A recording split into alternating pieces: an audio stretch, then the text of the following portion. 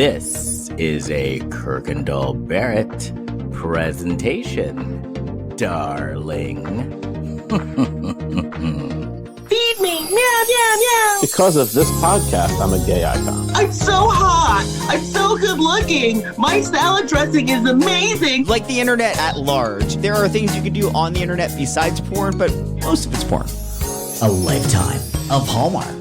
Well, hello, everybody. It's your favorite day of the week. It is time for another episode of A Lifetime of Hallmark, where we talk about your favorite movies on both Lifetime and the Hallmark Channel and try to make sense of them. I am Les Kirkendall Barrett. Hello, Jason Bauer. Hello, Les Kirkendall Barrett. And hello, Kurt Fitzpatrick. Hello, Les Kirkendall Barrett, and hello, Jason Bowers. And this is our first episode in weeks. Yeah, it's been a while. Weeks. It's good to be back. Is this our first one of the year? Second. No. It's our second of the year. No, the second of the year. Yeah. Oh, okay. We're all busy people. Jason went on a cruise. I did. I survived. You know, life has been lifing. It is very busy. Yes. Nothing going on in the world, though, so it's fine. Let's move on. A lot going on. We all have excuses. Oh, there It actually snowed. is a lot going on. We had a snowstorm here on the East Coast. I was snowed in. I've never been snowed in before. Wow. You've never been snowed in before? How's that I don't possible? think so.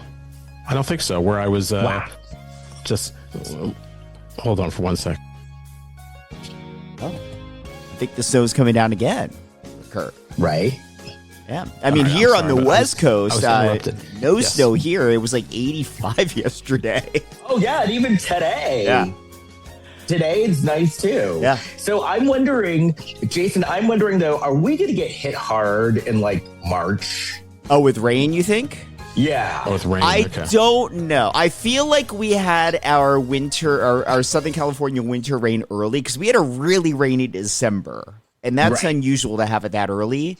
And we had a lot in right into the beginning of the year. Because don't get me wrong, I am loving this winter, but I'm like, okay, is the other shoe going to drop soon? It's been my experience in my many years living in Southern California now that usually if like whatever is happening throughout January, it kind of sets the tone weather-wise for the rest of the year. So I feel like we're going to have a pretty dry couple of months, knock on wood. It's going to be lovely. Then it'll be lovely. I knocked on wood. Lovely. Well, but then flip side is then does that set us up for wildfires next year? Right. I was Right. interrupted. I was interrupted by a family member, but I was saying yes, I was snowed in. I don't believe I was ever snowed in before, where I wild, couldn't like get out of the house. So you couldn't open With a your car. doors? Well, no, we couldn't get out of the driveway. So I guess if I Wow. called like an Uber, I could have gone somewhere. But yeah, Wow. I can't Those believe are you most- never had that when you were growing up. I don't think so. I dealt with that No, all the we- time growing up in Pennsylvania. Well, Pennsylvania gets like we don't usually get like this much snow. I think this is the most snow we've had in at least 5 years. So Wow. yeah, we've had whole winters where we have like hardly any snow, and this has been a very snowy winter here on the East Coast. Well, that made up for it. And this has been like the best winter I've had in LA in years. So I'm not exaggerating. I'm pretty sure that our January was warmer than our June and July were last year. Oh, because we had I believe that. a really Oh, chilly yeah. start to summer. Yeah, I see Les putting up pictures of people having brunch outside wearing shorts. Yes. I'm wearing I a wore shorts muzzle tee right yesterday. now. It's warm out. It's so funny because I have a friend who just moved to LA. It's a fellow actor who I met in Ireland, but he's actually from Massachusetts. And so he just moved to LA, and I'm like, don't get used to this. Winter isn't normally like that. Yeah, it is And then, getting oh my spoiled. gosh. Before we start, Yes, we lost a talent last week, and it was a gut punch. Catherine O'Hara, Yeah, that one Yeah. hits really hard. Moira. yeah, and I pretty much grew up with her. Yeah, I think we all did. Oh yeah, because I used to watch her on SCTV when I was a kid. Mhm. And then just continued to like watch her and stuff over the years, and I was always so happy for her when she would have some like success. Like she was in Home Alone, and Yeah. I preferred. I mean, what her talent to really see her talent is to see her on like SCTV. But I was so happy when Home Alone was such a huge hit for her because then she got to host SNL and she got to do some different things. Well, People but one of my favorite fun facts about Catherine O'Hara is that she was hired to join the cast of SNL and quit before she started working there because SCTV was picked up for another season, so she went back to that. Oh, wow. And there was a rumor that she was turned off by the writer Michael O'Donoghue, that he came on and he said that the cast didn't look like they were dangerous enough. So he made the cast all spray paint the wall. And Catherine O'Hara said, I've had enough of this, and she left. Now, this is written. It's in one of the books, one of the SNL books. What was spray painting the wall going to do? He thought that would make people dangerous. But she said that's not true. She said she did not leave because she was scared of somebody. So. But, at least, actually, no, it is kind of sad because she had a whole new generation of fans because of Schitt's Creek. Yeah. I think she was more relevant like today in the last couple of years than she ever was. Yeah. Oh, yeah. I don't know. I think she had waves. She definitely had waves of her life and career. Well, you got SCTV. Christopher Guest. Yeah. Christopher Guest movies. Beetlejuice and Home Alone, those movies. And the Christopher Guest movies were great. She was awesome in that. Beetlejuice 2, which is this art imitating life or life imitating art. Why is that? Because she died in Beetlejuice 2. Oh, spoiler. I didn't see it. Well, if you haven't seen Beetlejuice 2 by now, but she was a ghost, and then she went on the Soul Train with her husband. Because when you died, you went on the Soul Train. Okay. Well, maybe I should watch it. I don't know. But I like the Christopher Guest movies. But rest in peace. Yeah. That was a shock. Yeah. I watched A really Mighty was. Wind the other night because I love the scene when she and Eugene Levy finally do the kiss at the end of the movie, at the end of that song. It's just so sweet. It's just played, the way it's played is so fucking perfect in that movie. It really is. Yeah. I remember seeing that and I was like blown away by that scene. I was like, wow, like these people are to pull something like this off. Like this whole movie just built up to that. Mm-hmm. That was really just amazing. Yeah. And she just did a commercial with Macaulay Culkin and Kevin Hart. Yeah. And she's in the studio. Yeah, she's good in that. I watched a couple episodes of that. Yeah. I need to watch that. Oh, that's right. Because that makes sense. Because I was reading something that there was going to be something going on, and because of her death, they pulled their they were supposed to show up for something, and then because of her death, decided not to do it. Some kind of interview or something, some kind of event they're going to do. But I guess she's got to get. I don't think they started filming the next season, so I guess they got to figure something out there. And casters. And I'd like to say rest in peace to Uncle Floyd. For those in the Philadelphia, New York area, we lost Uncle Floyd about a week before that. So I don't know who Uncle Floyd is. And I grew up watching Philly TV. Well, he was on the New Jersey network, and so he had kind of like a comedy variety show, and he's kind of famous because David Bowie and John Lennon were big fans of his, and David Bowie actually wrote a song about him. Okay. But he didn't quite get into the mainstream. He was in Good Morning Vietnam and a couple other movies, but he didn't really get too far into the mainstream. But he was very well known in like the New York, Philly area. Okay. Yeah. His brother is Floyd Vivino. So his brother was Jimmy Vivino. Oh yeah. Is that his name? Yeah, that was his. So from the band leader from Conan? Yeah, okay. His younger brother. Yeah. Oh wow. Yeah. Rest in peace. Funny people. Yeah. Super but talented. You know who's alive and well? Kurt. Do you have any Blac Chyna news? Doing a piece of China. China. I'm talking China. The Blac Chyna Report. Here's Kurt Fitzpatrick. Yeah, well, today we're going to be checking in with Tokyo Toni.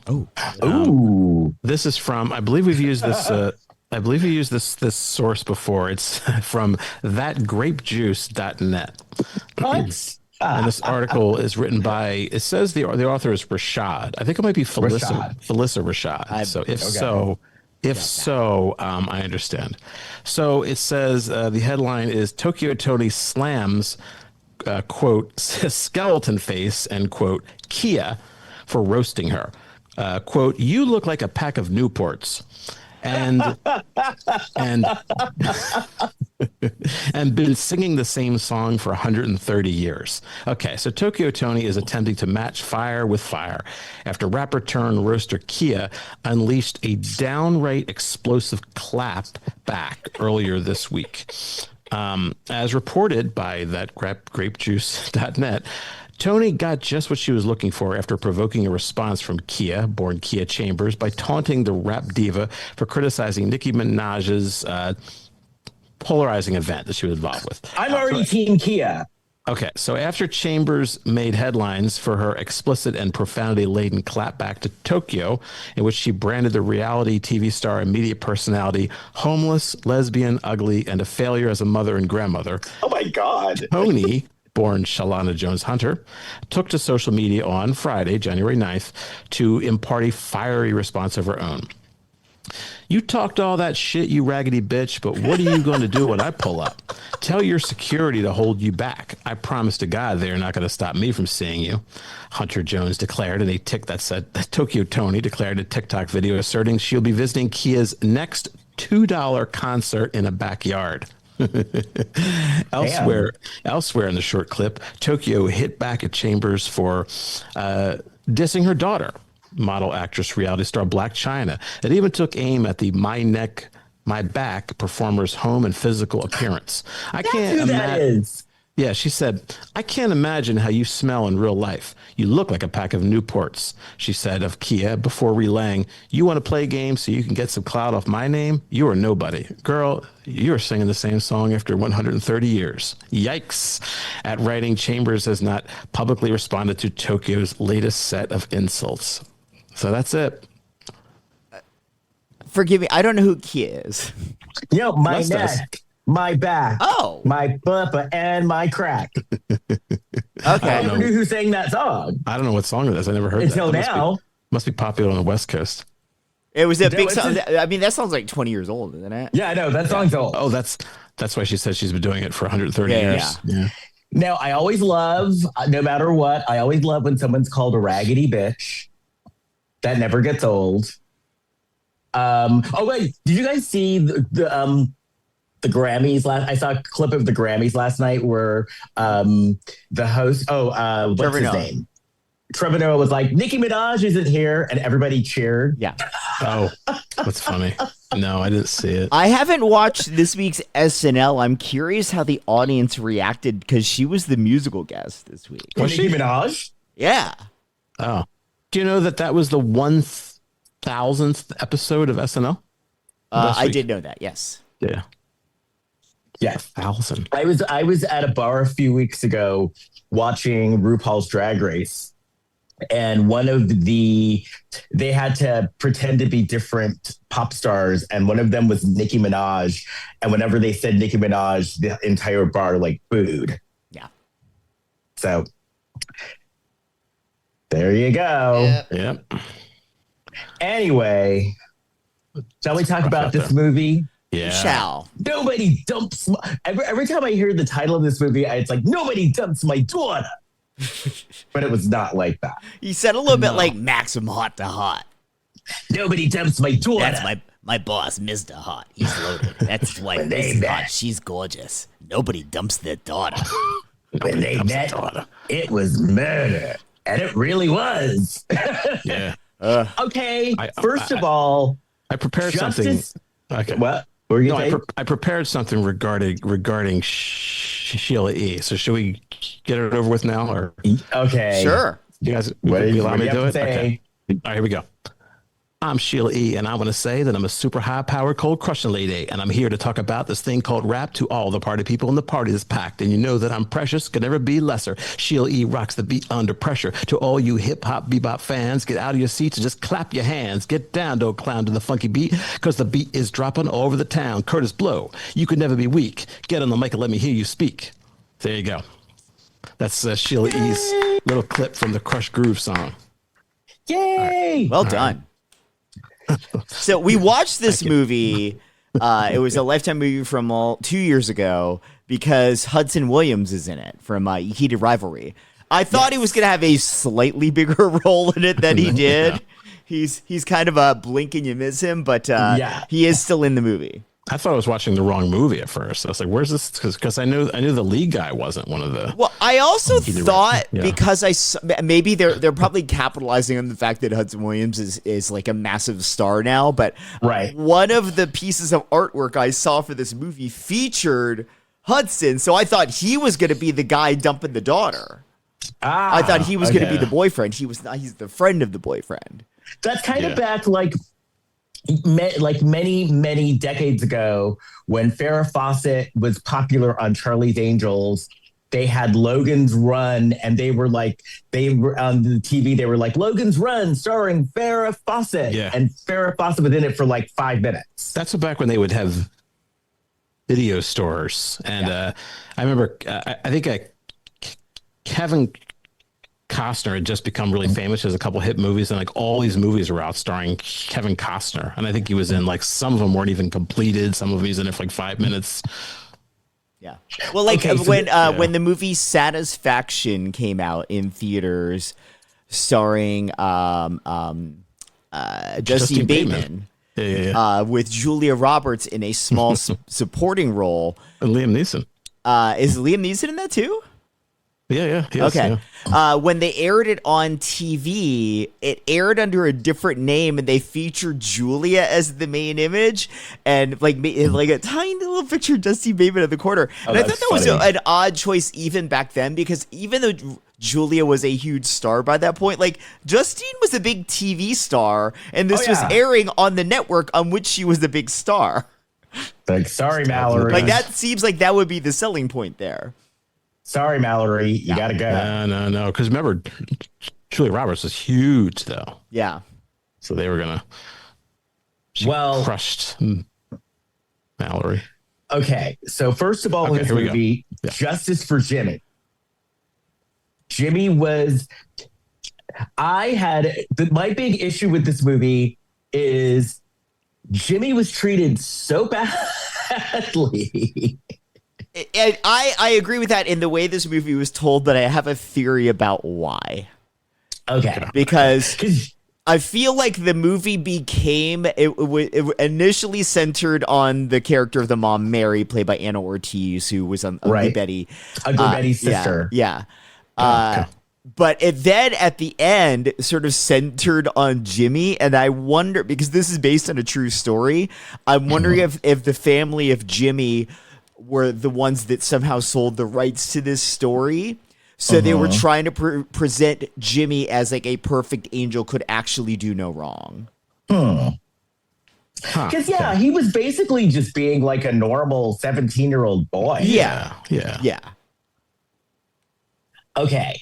Yeah, because Mary and Ortiz, whoa. Okay, I now have a teenager, and Mary and I would have been fighting for sure. Oh yeah. It's actually surprising to me that Mary hadn't stirred shit up in a way in the past that had already rankled her daughter. Like if I were that daughter, Mary would have, I would not have a close relationship with mom, because I would have realized way earlier that mom is bonkers.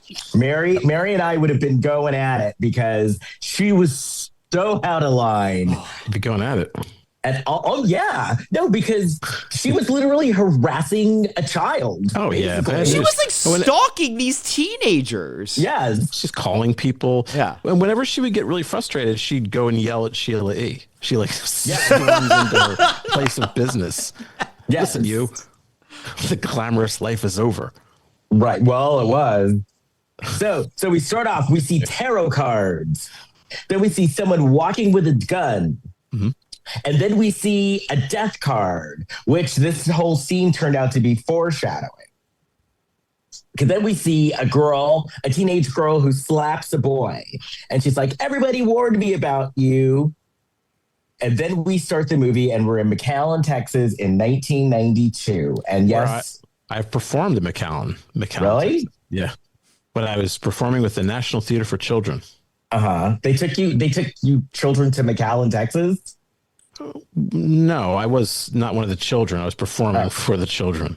I got a little confused by the timeline of this movie when they flashed that it was 1992, because they flashed it at the beginning, and then we are seeing images of the mom, Mary, played by Anna Ortiz, like folding up her son's like bloodied shirt, and there's like talk of this car accident. And so I thought the car accident just happened and that we were jumping ahead because they said that that the brother Michael Jr. would have been 34 this month. So this is around like probably 18 years after.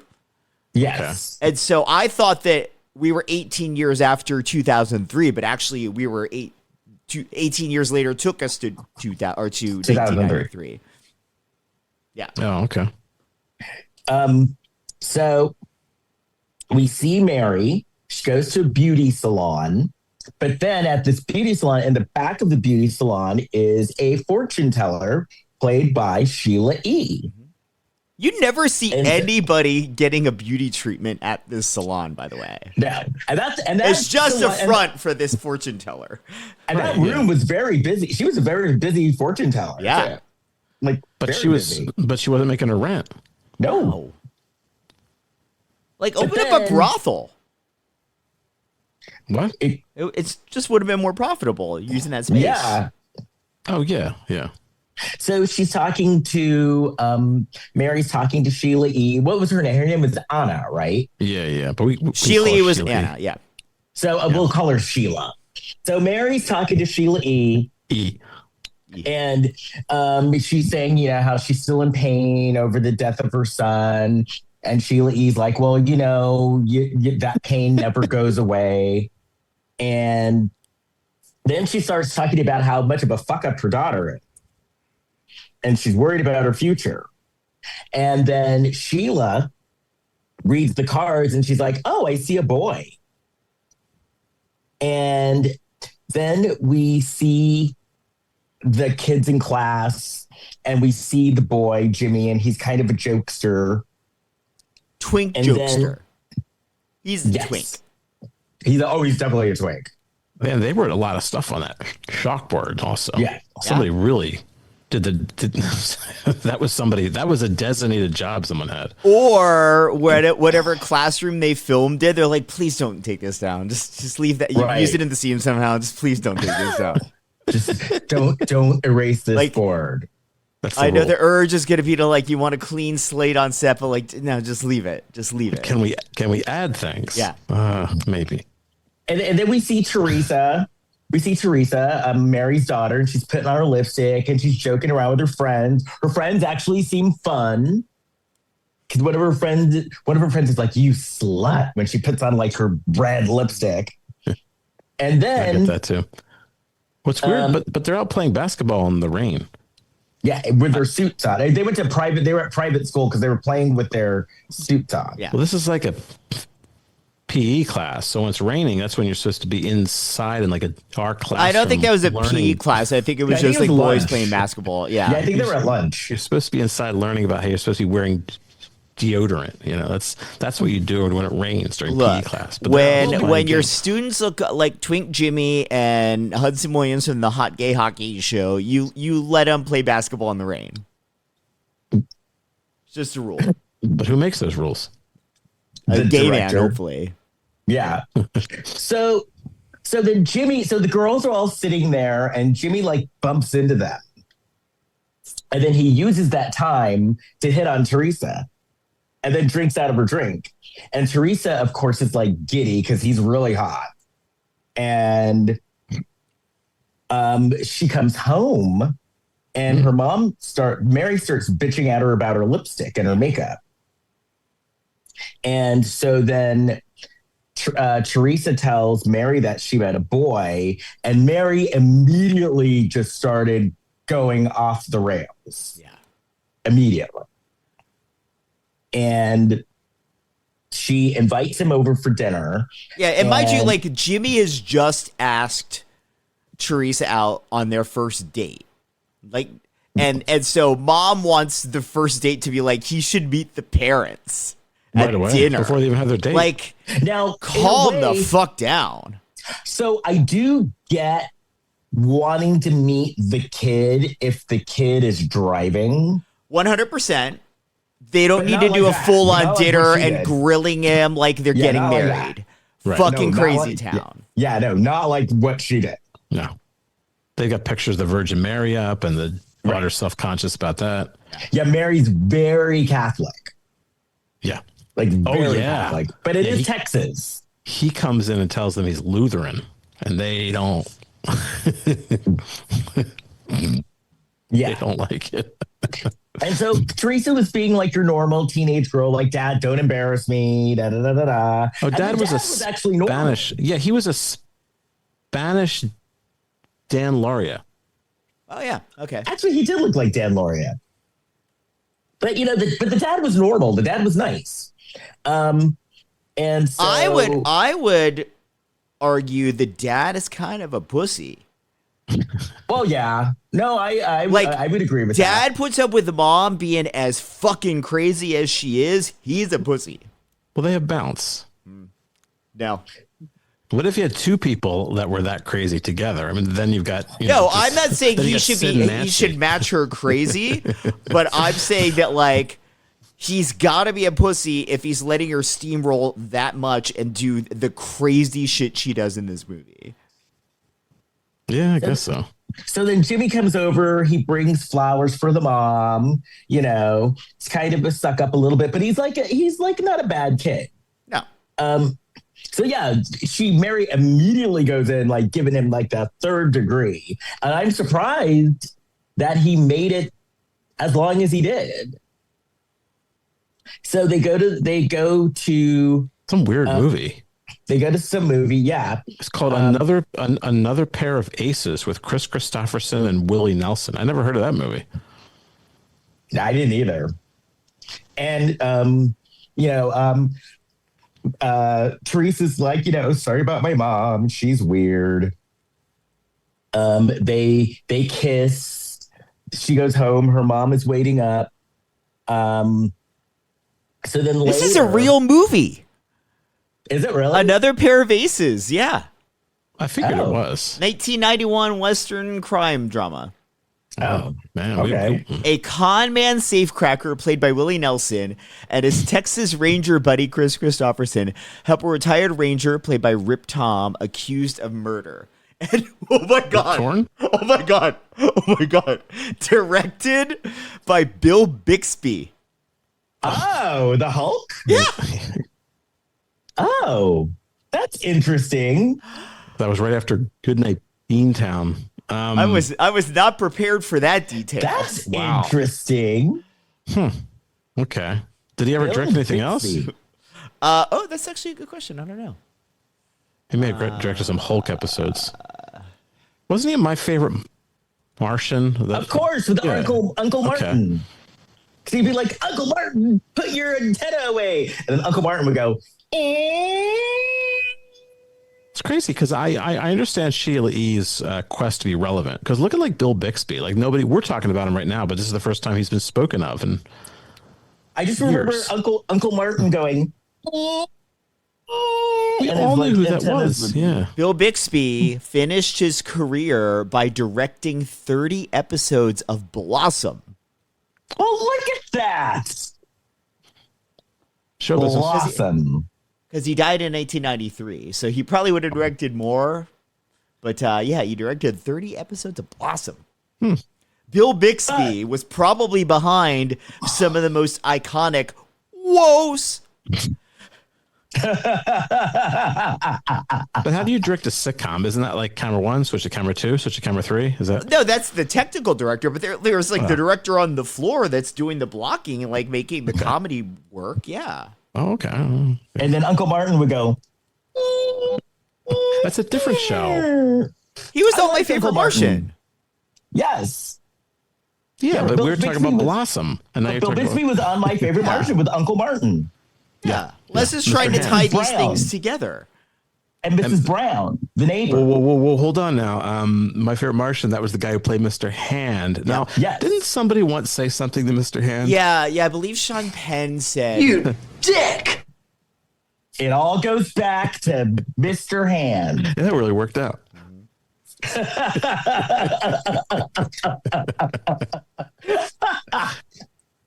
Anyway, so Mary's out with her snotty friends the next day. Mary. And she's having lunch.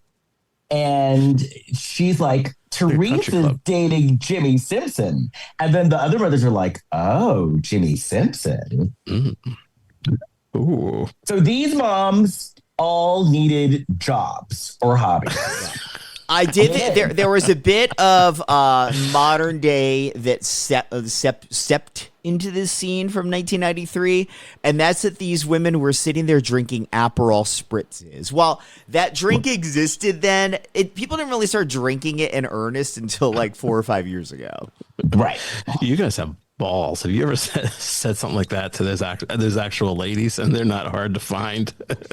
What? You're drinking No, what? You say you need a job. You need a job, Robbie. They did. Oh, they did.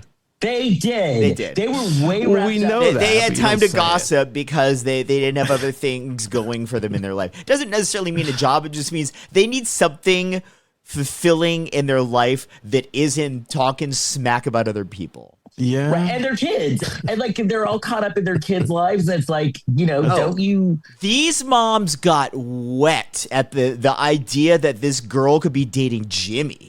Right. It's like, Jimmy. Don't you play tennis or something? Yeah. Ooh, go to the gym. Strong. They're like, ooh, he's cock strong. We know him. We've been looking at the yearbook. So then she's like Teresa's making out with Jimmy, and she's like, well, I can't go any further because my mom's voice is in my head. And it's like, oh, geez. Wow. Her mom subliminally cock blocked. Some kind of psychosis. Yeah. But her mom was so crazy, I could see Yeah, her craziness. For sure. Her craziness bleeds in other people's heads that can hear her voice. And then so Teresa's like, so listen, Jimmy, I don't want to be like your other girls. So I'm going to wait to have sex with you because I don't want to be, I don't want you to love me and drop me. Right. And this is the first scene where I was like, okay, they're playing Jimmy a little bit too nice, a little too goody-goody, because he is perfectly fine with waiting. It has this like good cheesy line that justifies him waiting. I'm like, okay, he might have been cool with waiting, but like he didn't have the perfect line of dialogue to justify it in the moment. Like this is too Jimmy centered for his family to not have been involved in the rights of this movie.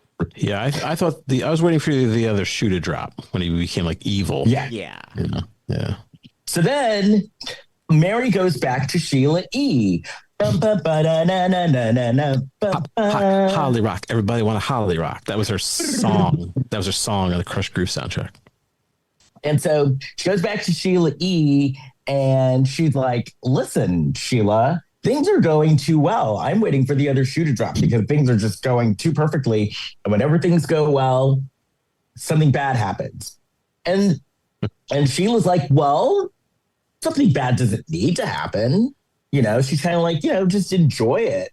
It should also be noted, before she had this conversation with Sheila E., there's a guy there named Jeffrey who he owes Anna money. He hasn't settled his account. She seems to have a bunch of these kind of people that keep coming to a psychic, but they can't afford to pay, and she's kind of letting them slide and just put it on their account. Yeah. Like, what the hell kind of psychic is this? She definitely needs to drum up some business.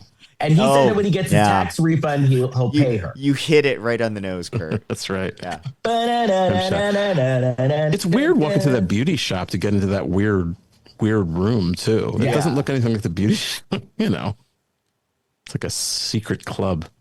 So then Anna, Sheila's doing the tarot cards, and she's like, well, I see her married. I'll bet we and get her on the then show. Mary starts flipping out. I'll bet we get her on the show. Who's Sheila E? Sheila E? Yep.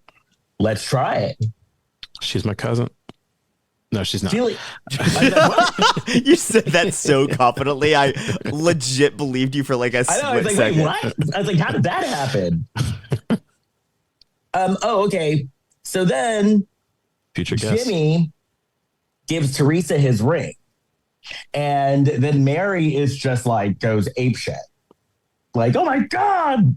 Like she's starting literally to like plan their wedding. Is this the one where Mary walked in with the prom dress? Yes. This was insane from the jump because Teresa and Jimmy are making out. Mary walks in. Jimmy's trying to hide his boner with a pillow. and good effort. And Mary's like, "Oh, I got your prom dress." Jimmy hasn't asked her to prom, which is insane in itself. And then also, Teresa didn't get to go shopping for her own prom dress. What the fuck? And also, and then when she comes in, I was gonna say when she comes in with the dress, they start playing the David S. Pumpkins theme song. Right? You know. That's what it sounded like. And remember, Jimmy's a junior and Teresa's a sophomore. Yeah. A May-December romance. So she's like, sophomore, so that means she's like 15. So her mom's like going apeshit over a 15-year-old and trying to pressure a 15-year-old into marriage. Actually, she must be 16 because she drives later in the movie. Okay, so then 16. Yeah. That's true. Because you get your permit at 15 and then you drive at 16. So she's like probably California. 16 then. Well, where were they? California? Texas. No, they were Texas. Oh, Texas. Okay. That's right. So, McAllen. Yeah. So then, Teresa's like, Mom, he hasn't asked me. Calm down. So then he asks her. Yeah. But he was kind of pressured into asking her. Yeah, because he hears them. And I'm sure he was going to do it anyway. But yeah, so he asks, and they're having a conversation right in front of him.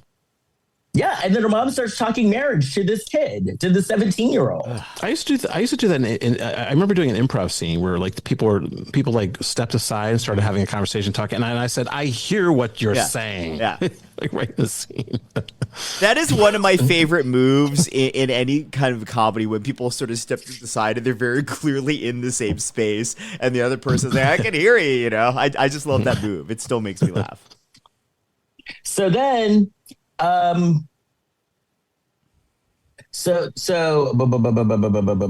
she's trying on the dress, and Mom is like talking to Jimmy, right? Oh, yeah, talking about marriage and stuff. Yeah, it's so uncomfortable and weird.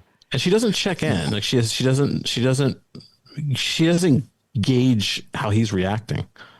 Right. And no. So then they go to the prom, and it looks. So wait, we're jumping ahead here a little bit. Well, they went to the dance. They went to a dance. Yeah. No, he's not really jumping ahead.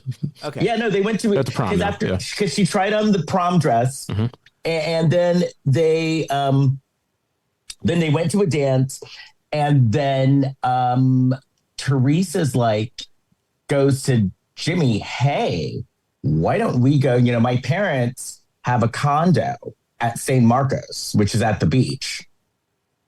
Why don't we go to my parents' condo for the weekend?" And says, "Welly, well, I'm so there." That's what he said. Right. And he's like, and then she's like, and then we can do the, what insertion? We could do the. Did you just say insertion? Yes. Yeah, I guess that kind of takes the romance out of it. I mean, this is this movie's version of where I'm coming to the cottage. I'm coming to the condo. Right. Wow. So then, and then she fakes out, like she tells her mom that, "Oh, I'm going with a bunch of friends." And then her mom is like, "Well, shouldn't you ask Jimmy's permission first?" Again, what the fuck? Listen. Right. And Teresa's like, "No." And he's like, "It's Mary's culture." Yeah, she's like, "What?" She's like, "No." And the mom's like, "Well, but what if Jimmy gets mad?" And Teresa's like, "Well, okay, they'll just get mad." Even though, Teresa knowing the whole time that she was going to be meeting Jimmy anyway. So yeah. But so then, insane to be like, you should get your boyfriend's fucking permission. What the actual fuck? Now, is that something that, do you think it's just her, or do you think it really is like a legitimate? No, I think her. that's her. Okay. All right. No, that's her. I'm giving her the benefit of the doubt. No, that is her. I would never. I didn't even ask my husband for permission, let alone some 17-year-old pissant. I would never encourage my kid. You encourage your kids to be the opposite and to be independent. Well, oh, yeah, I know. Or at least, like when you're that age, you shouldn't be putting your, what's the word? Your agency in someone else's hands. Nah. Certainly not another kid's hand. Like, I could understand if she's like, you should make sure your father's okay with it, or we should check with Jimmy's parents, and this would be a good opportunity for us to meet. But certainly doesn't make sense. You should get Jimmy's permission to do something with your friends. What fucking message are you sending to your kid? So then the mom is like, she's talking to the dad, and Mary's talking to the dad, and she's like, you know what? They've been together for 3 months, and his parents have never invited us over. And her dad's like, well, because they've only been together for 3 months. And she's like, well, we should have them over or something.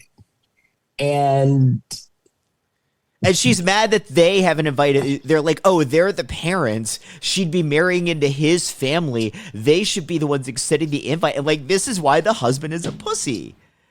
Right. He should have been like, hey, crazy town, calm the fuck down. Because then you realize, though, that she's not well, because then she's like, well, Michael, who was the son that passed away, he'd be 34, and we would probably be grandparents right now. The husband might be scared. And the husband's kind of like, just, chill to her. He's afraid for his life. So, he should be. So then. Yeah, actually should be. So then we see Jimmy and Teresa at the condo, and it's kind of cold, and they're waiting for the heat to come on, and they start talking about hypothermia and how you cure hypothermia is with skin-to-skin contact, and then they do it. The deed? Yes. Insertion. So then Mary goes back to Sheila E again, and she asks Sheila E for another reading, and Sheila brings out the lover's card. She says, if I don't like this reading, I'm going to Apollonia. Right. So then the next day. And that's Sheena Easton, bitch, too. So then the next day. Vanity 6. Vanity died. Vanity died, right? Vanity died, but Vanity was probably still alive in 1993. Oh, yes. Okay. Oh, for sure. Yeah, many options. Yeah. And she was singing, just a pretty mess, just a pretty mess. Anyway. I'd like to speak to Wendy and or Lisa. Right. So then the next day, or a couple of days later, Teresa wakes up and she's very happy. She's been dickmatized. And so... Wendy, yes, Lisa. Is the water warm enough? Yes, Lisa. Shall we begin? Yes, Lisa. So then Mary goes to her and she's like, well, I was at Sheila E's place and she pulled out a card and I was worried. Holy shit, Sheila E. She's like, calm down. She's like, I was worried. And then she got a phone call or something. And she's like, oh, I was just on the phone. And Angie got pregnant. Angie's daughter got pregnant. And so then, by the way, I thought for sure that Teresa was going to end up pregnant. I did too. Only because they and I'm assuming they may have just been red herrings, but they try and plant that seed as she keeps talking so much about how they use protection. All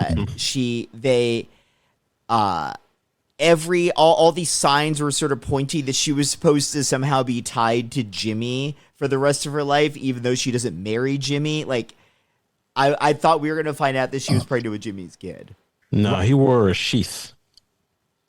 Yeah, but she and then can break. And then this is the part also where like Johnny. Teresa almost got caught because her mom was like, "Well, how do you know about this stuff?"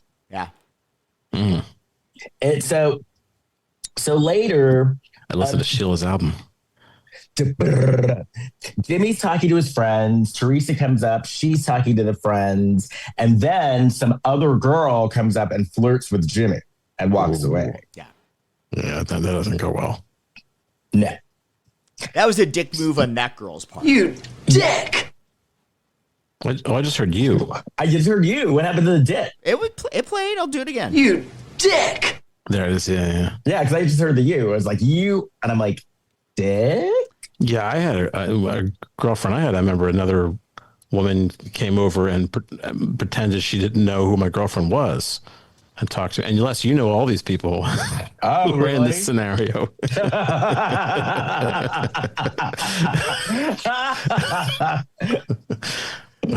That's funny. Was I in the vicinity when it happened? Were we in the same city? I don't think so. Okay. Yeah.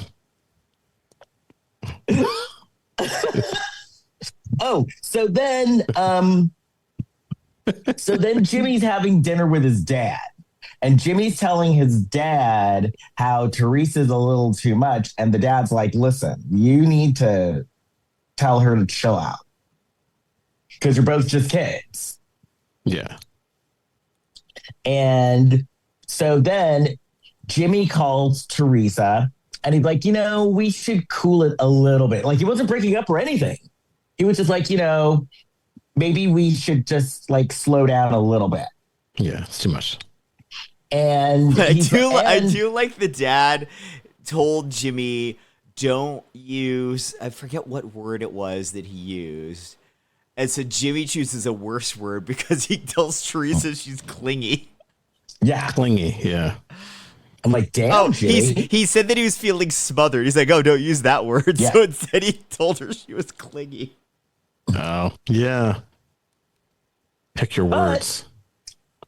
But the thing is like, because I thought he was going to break up with her and he didn't. He was just like, let's cool it a little bit. A little. Okay. But then he invites her to go with him to a party. At Sean's, played by Hudson Williams. Yes. But then she says, no, we have to have a birthday with my grandmother, played by Estelle Getty. Which, come on. Who's going to want to go to a grandma party over a fun kegger at someone's house? Indeed. Where's the cake? More likely at the grandmother's place. That is also true. Yeah. I didn't tell you. Well, I may have told you in the thread but on my cruise. Oh, we saw a picture. Well, I sent you a picture of the big, huge cake that they had in the dining area for everyone. And then in our room, they had these little mini cakes that they left us. They had like a fondant on them, and they had like blue icing on it. And I ate a piece of it, and the cake was very good. But the blue icing, the food dye, turned my poo green for 2 days. Ew. And I said you could have molded it into a Kermit. Ew. I mean, I could have, but I did not. Scatological. Right? Material. Yeah, that's kind of weird. I think I've had that happen. Green poo? Yeah, something like that. Blue food dye will do that. Yeah, you have some strong food dye. Yeah. So everyone's at the grandma's party.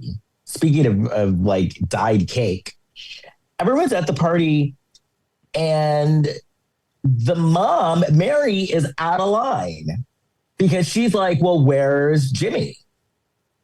And Jimmy was at the other party where he should have been. Well, he's 17. I will play a little bit of devil's advocate here because I do think she was out of line, but also it was said that Jimmy was going to go to the grandmother's first. So he was going to stop by and then didn't. So this is a little bit on Teresa for not saying, hey, by the way, he's not coming. He can't make it or whatever. That like Mom, Mary doesn't find out until after she asked Teresa about it. And then that just sends Mom on a spiral. And also, remember, we're talking about kids here. So he's not like, it's not like he's thinking with a full deck. Well, also, You like, know? he hasn't met the grandmother yet. Like, he has no real right. obligation to this family. It's not like, again, he's not married to this girl. He's her boyfriend of 3 months in high school. 3 months. And He's thinking with a. she's like, he should definitely be at this party. He's supposed to be here. Yeah, He's a junior in high school. So Mary loses her fucking mind because she leaves the party and goes to the kids' party, the teenagers' party. She almost calls, which was insane enough. Looks up Sean's number in the phone book, and then sees the address and decides to just go over there. So she went from like really bad idea to the worst idea. Yeah. And so she reminded me of Sally Kellerman in Back to School, where she's at like a college party dancing like awkwardly. Everybody's just ignoring her. so the girl who hit on Jimmy earlier in the movie is now hitting on him at the party. Yeah. And they're both drunk. Yeah. And she invites him upstairs for a little tete-a-tete. Oh, yeah. And at first, he's like, but I'm with Teresa. But then, remember, at second, he's like, I'm like Teresa. At first, he was fully going along with the makeout. Then he backs off. Then he lets it happen. Right. Because remember, he's a 17-year-old boy. Yeah. And when things present themselves like that, you know. For sure. So they're getting busy, and then all of a sudden, Mary walks in the room. What a surprise. Yeah. Jeez. Like, in addition to being insane that she went over to this teenager's party, she's also trespassing. She's fully, like, trespassing and snooping around these people's house looking for this kid who isn't her kid. No, she's a party crasher. And a perv. And he's Mary's a perv. I'm saying it now. Yeah. Was Alan Funt still alive at this point? Because they could have been doing like a Canon camera thing at that moment. Oh, maybe. I think he probably was. Okay. Well, for her sake, I hope so. Because that would be a legal excuse for her. He died in 99, yeah. So this could have been a Canon camera itch. Oh, good. And at one point, Jimmy's like, I am only 17. It's like, he's doing exactly what he's supposed to be doing. She was 16 years old. What's the 17 song? There's a song about 17. That's, is that Warrant? Warrant, does it? Jeez. 17. All right, that's right. So then Teresa's crying to her mom. It's Winger, actually, does that. Okay. Teresa's crying to her mom, and she tells her mom she slept with him. And then Mary is like, well, since he slept with you, then he's got to take you back. It's like he defiled you, she said. Defiled. What's wild is that, like, Teresa says in the most obvious sly way possible that she and Jimmy slept together, and Mom didn't pick up on it. So Teresa had to hit her over the head with the concept that Mom would figure it out. Like, oh, you had sex. Oh, right. So then he's on so Jimmy's moving on with the new girl. Yeah. But then Mary called him, and I was like, oh, that's right. It was the 90s. Call waiting. Yeah. So Mary calls him, and she's like, you need to call Teresa. And Jimmy's like, what is your problem, lady? So then Mary goes to Sheila E, and she starts yelling at her. And she's like, Sheila, you need to make him fall in love with Teresa. Has this woman suffered enough? She goes like Magic Johnson's show. Right. Oh, I forgot about that. I forgot she was the band leader on that. And what was she doing in Crush Groove? I never understood. When I was a kid, I was like, why is Sheila E in this? She's with the Fat Boys, Curtis Blow, Run DMC. Sheila E is not a rapper. Every time she's in something, it's weird. So she's like, Sheila, you need to do something. And then Sheila's like, well, spells don't always work. And she's like, Sheila, you need to do something. Why doesn't she drum then? What are you doing in a movie? Like So I've heard she's like this great drummer and she's like a mentor to people and stuff like that. Well, she wants to act. All right. Maybe she's a producer on the movie. Who knows? So then Sheila's like, "Do you have an article of his clothing?" And so Teresa used to wear Jimmy's Letterman jacket. So the Letterman jacket was still at the house. And so then we see Mary with like a feather and she's putting smoke on the jacket. And then she shows up at school to give him the jacket. And I like when one of his friends is like, "You need to wash that jacket." But Sheila E's not confident in her skills as a psychic either. She's saying she can't pay her rent. Well, also, she's a psychic. She's not a witch. She's a tarot card person. Yeah, so she's like, "Hey, spells aren't my thing." Right. Yeah, she's like, these don't really work. And it's kind of she's like, "Look, bitch, if I could do spells, my rent would be paid." I like how she says you can't really tell the future because things are always changing. Well, okay, right. We need a psychic to tell us that. So then she needs to hire a new marketing director. Yeah, jeez. So then Jimmy goes to talk to Teresa and he's like, "Teresa, I need my ring back." And Teresa's like flipping out. And it's like, "But Teresa, you're not together anymore. Give him his ring." And so then we see the big gay landlord yelling at Sheila. Was he? Yeah. He was a bear. And he's like, "Sheila, I need my rent, girl."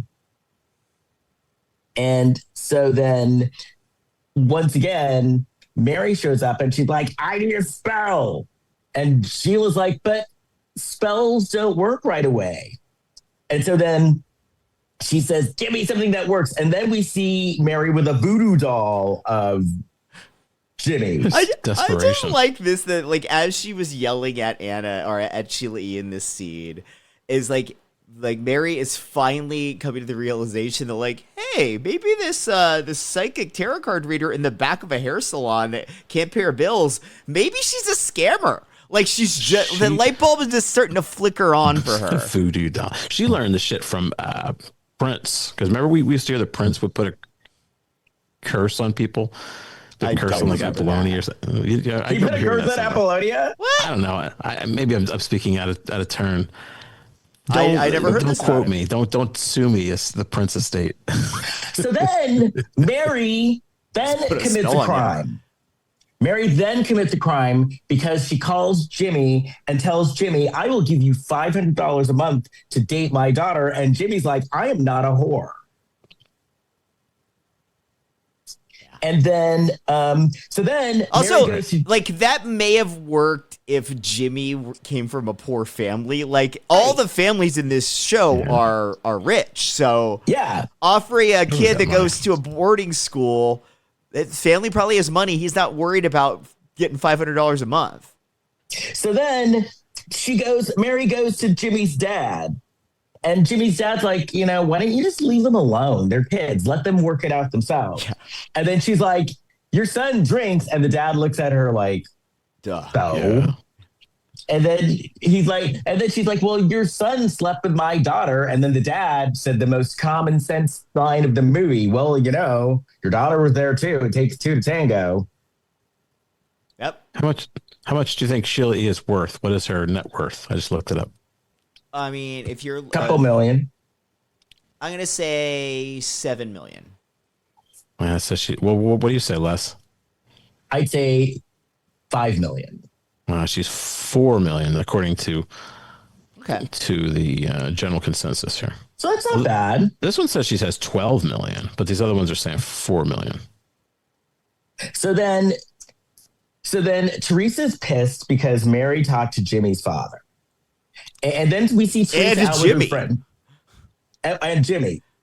So then we see Teresa. She's out with her friends, drinking beers under the dock, and she meets a new boy. And then Mary goes to lunch with her snooty friends, and the snooty friends know that Jimmy slept with Teresa. Like I said, they need to get jobs or hobbies. Although, again, this is on Mary. Because if Mary hadn't fucking confronted Jimmy, nobody in town would have known that. I mean, not Jimmy, Jimmy's dad. Nobody would have known that Teresa and Jimmy slept together. Right. It was Mary's fault that everyone knew. She's exacerbating things. Yeah. So then Mary goes back to Sheila E. and she's like, listen, I need you to restore Teresa's virginity. And the only way to do that is to kill Jimmy. And then the desperate guy, the other guy who couldn't pay his bills to the fortune teller, is like, I need my wife back. And so then, you know, Sheila E. is like stressed because she has these people bugging her. She has her late bills. She's going to get evicted. And then she's like, okay, dude, I know something that you can do. So then we cut back to the house. Teresa brings the new boy over. And once again, Mary is out of control. She's being psycho. And then we see the guy who couldn't pay his bill meeting with someone. And someone shady. So then... And gives him a bail bondsman's card with his name on it. Yes. He's not the bail bondsman. Writes his name on the back of the bail bondsman's card. It says that, I guess, that he'll pay if they end up getting arrested or something. Yes. This says that in 1984, Sheila E. was in a romantic relationship with Prince. Oh, for sure. Well, yeah, we all knew that. While he was still in a relationship with Susanna Melvoin. Okay. In late 1989, they became engaged. Wow. Okay. So then we see Jimmy doing push-ups. Then he goes over to see Teresa and he apologizes. And he's like, you know, I messed up. I could have handled things better. I'm sorry. And then Teresa's like, okay. And they basically make, like, they don't get back together, but they make friends, like they're friends again. Do we skip over the fact that the family had that kid Antonio over for dinner? Yeah. Because Mary goes psycho on him. Yeah. And Antonio's just like being like a normal teenage boy as well. Yeah, he's not putting on the show that Jimmy was able to, though. Yeah. So then the next day, Mary tells Teresa, like, she's being really weird. And she's like, Teresa, we got to go. We got to go now. We got to get out of the house. Poor Antonio. And then we see Jimmy. He's washing his car. And a guy drives up and shoots Jimmy in the chest and in the head. Yeah, broad daylight. In broad daylight. Yeah, that wasn't good. So then the police find the bail bonds card. Yeah, because the guy's dropping shit on the ground after he does this. And then Teresa goes to school after her doctor's appointment, which is what she was doing. Yeah, but it was for Mary to have an alibi. And Teresa's friend comes up and is like, Jimmy's dead. And also Jeffrey, the guy that hired the two guys to do the killing, he's like on the phone with his wife Monica, and he's like, Monica, I've had to do some like horrible things to get through this. It's just sign the divorce papers. Like, this poor guy facilitated a murder of a teenage boy for this woman that does not want him back. So then Jimmy's dead. Then who's going to play the lead in Oklahoma this year? So we go to Jimmy's funeral. So then the cops find Jeffrey. Oh. And they're like, listen, you dumbass, we found your fingerprint on this bail bonds card. And Jeffrey's like, well, I'm not telling you anything. Brigadoon. That's what I wanted to say instead of Oklahoma. Brigadoon. Yeah. Who's going to play the lead in Brigadoon? So the cop is finally like, it's too late. Right. Like he's like, listen. Are you Jeffrey, implying that Jimmy seemed like he had a flair for the dramatic? No, just that he would be a leading man in their musical. Because I feel like he has a bit of a flair for the dramatic. I guess so. Yeah. So yeah. Brigadoon's funny.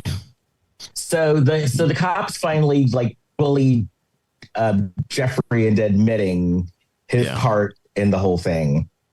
Then the cops go see Sheila E. Yes. And they say, why are you But a Ringo just like Starr's in all-star concert, band anymore? They didn't. They just went to see her concert. They didn't know she was a psychic too. Well, they went to see Ringo Starr's all-star band. They didn't want to actually spend the money just to see Sheila E. So, and then also Mary and Teresa have a fight because Mary's like, well, if Jimmy dies, you get your virginity back. And Teresa's like, Mom, you're a psycho. So She's a psychic. So then we see Sheila E. She's waiting in the car for Mary. So then Mary comes up, she gets in the car, and then Sheila's like, Mary, did you bring the cash? Go drum. And then Mary, you're mic'd up right now. You could go do a concert right now, Sheila E. I wanted to run up to the car and say, get out of the car and drum. Because then at one point, she's like, well, can you hire another killer? Oh, yeah. Could you hire another killer to kill the killers? It was like, wow, that it just every time you think that there isn't going to be a more insane choice for Mary to make, she finds it. She's like, oh, I'll talk to Jimmy's dad. Right. I'll ask if we can find a murderer of the murderers. That'll solve everything. Well, those are the best murderers. They're the best. We have to hire the best. Could you hire them to kill themselves? Oh, she should have gone to them first. So then she was like, give me the money. Just give me the money. So Mary gives her the money. The cops show up. They get her. They arrest her. And then, the dad is like talking to Teresa later. And he's like, what if your brother had never died? And what if the accident had never happened? And your mom never went bonkers? That's that guy's Emmy scene. So then Mary goes to jail for a very long time. Yeah, it's pretty much it. She tries to reconcile or she shows up to the mother, tries to get her to admit things, but she won't do it. Right. But she sort of does it. Because she's like, tell me the truth. I'm not sorry for what happened. No. And that was how it ended. Yeah. Well, no, it ends on, this is, again, why I think that the family of Jimmy had some sort of hand in the storytelling here, because at the end it's like a memorial to Jimmy in like a showcase in the high school, and they like close in on a headshot of Jimmy. Right. Well, I don't want a Lifetime movie made about me. He was cute. Like a Hallmark movie. This is good. This is good. We finished because I have like 5 minutes until my heart out, so we finished. Good. Okay. I know. I saw you working hard there. I know, right? Anyway, we did it. If you want to find me, you can find me on my website, lescrocodilebarrett.com. Jason. Please, wherever you listen to your podcast, go and rate, review, subscribe to a Lifetime of Hallmark podcast. It helps more people find the show. You can find us all on Facebook, Instagram, and Threads at Lifetime of Hallmark Podcast, on TikTok at Lifetime of Hallmark Pod, and on Blue Sky at Lifetime of Hallmark. You can find me on Facebook, Instagram, Threads, TikTok, and Blue Sky at Big Shot Jason. Kurt. Yes, well, there's a brand new episode that I'm on of the Shelf Shedding Movie Podcast with friend of the show, Jason DeBray. So where we talk about movies that we thought were going to become nominated for Oscars. Then we're going to have the Oscar nominations. And we'll have Jason on the show. We're going to confront him about his problem with Timothy Chalamet. We believe that he wants Timothy Chalamet to fight him and give him eternal youth. Yes. And remember, don't forget, we are now on YouTube. You can watch us. Subscribe there too. Yeah, so subscribe to our YouTube page, A Lifetime of Hallmark. And that's it. I got to go because I got to be in West Hollywood in a half an hour. So see you next time. Bye. I just assumed Jason DeBray has switched off the podcast at this point. Okay, bye. Bye.